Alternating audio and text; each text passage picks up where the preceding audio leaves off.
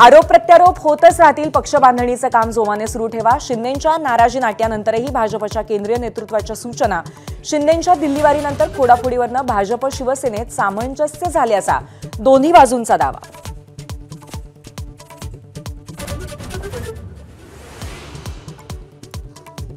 भाजप आणि शिवसेनेमधल्या तहाची भूमिका केवळ कागदावरच. जामनेरमध्ये भाजपकडनं शिंदेंचे उमेदवार गळाकला तर हिंगोलीत शिंदेंच्या सेनेचा भाजपला सह.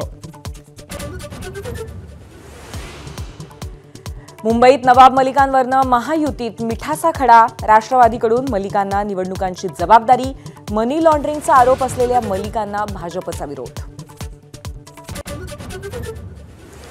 नागपूर काँग्रेसमध्ये अंतर्गत कलह टोकाला.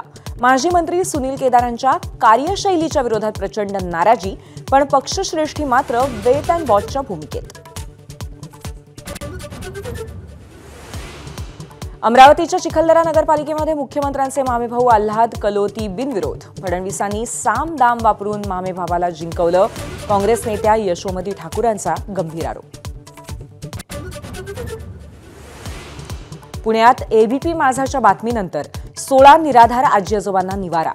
मुसोड संस्था चालक दादासाहेब गायकवाडांची चौकशी सुरू. जागा मिळवण्यासाठी वृद्धांना धरलं होतं वेठीला.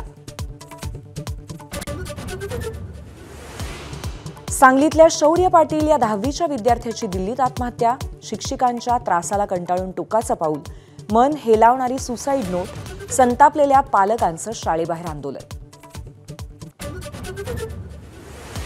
बिहारच्या मुख्यमंत्रीपदी नितीश कुमार 10व्यांदा विराजमान. मोदी शहांच्या हजेरीत शपथविधी. फडणवीस, शिंदे आणि अजित पवारही हजर.